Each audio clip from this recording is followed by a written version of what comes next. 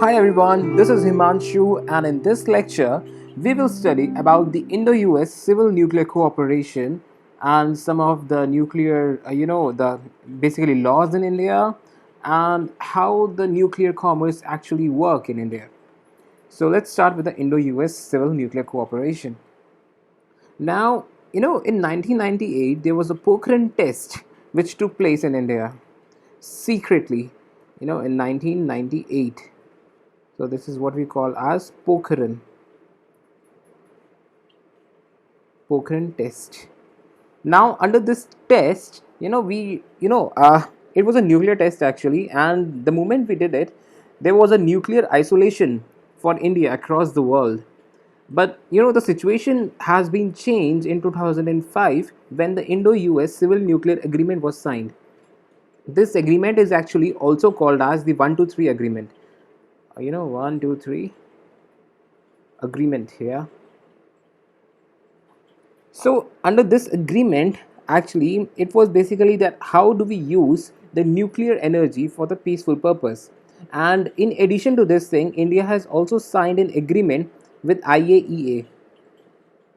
That is basically, one of the Indian Atomic, International Atomic Energy Agency, which keeps track that how we can have the nuclear use for the peaceful purposes. So this is basically the IAEA. So this is mainly about the Indo-US nuclear cooperation that we signed it with the United States, and it is for the peaceful purpose that we will use it together.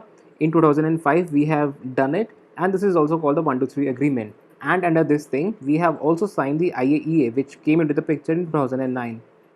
So this is mainly about the Indo-US nuclear cooperation. The next thing is about basically the nuclear commerce, that how much we are using it.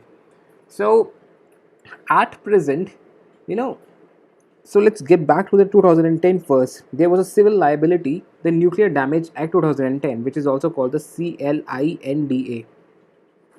So this is basically civil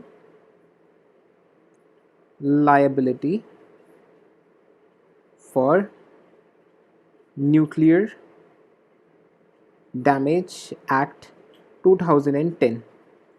Now, under this act, we have said that the supplier of the nuclear power project will be liable in the case of the nuclear accident.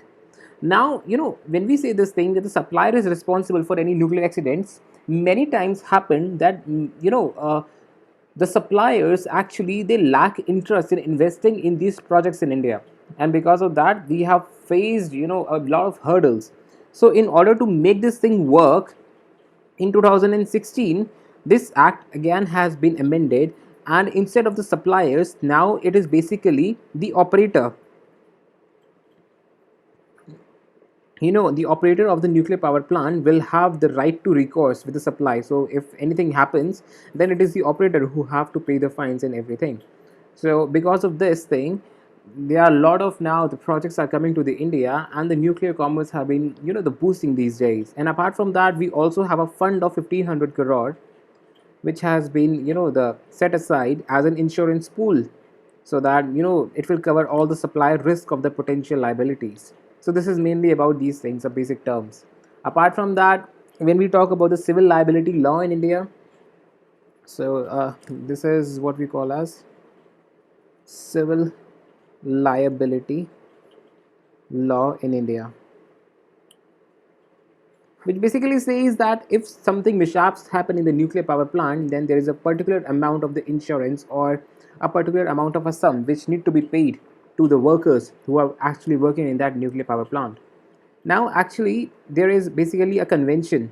This is basically what we call as a CSS, or CSC, yes. So this is basically what we call as a compensation for the nuclear damage. Let me write it here. Compensation for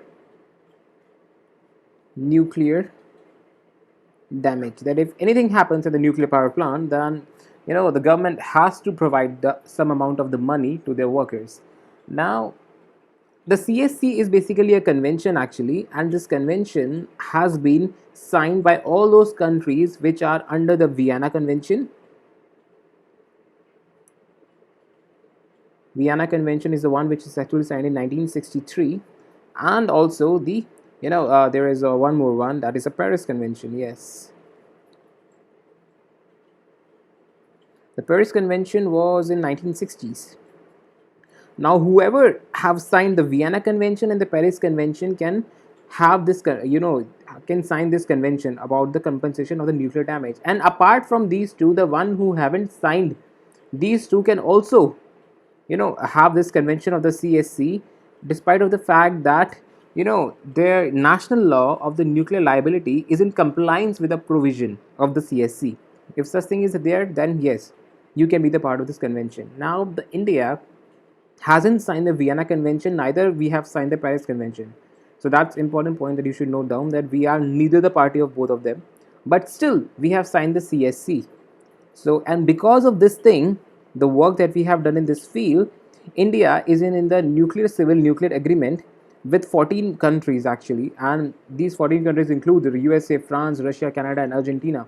And this is where we have a nuclear, backup for the fuel, and most importantly, the ground where we can say proudly that despite of the fact of these conventions, we are still adhering to the protocols which are actually accepted by the majority of the countries. So this is where the India makes its mark. In the next lecture, we will study about the regulations and the development of the nuclear technology in India. So thank you.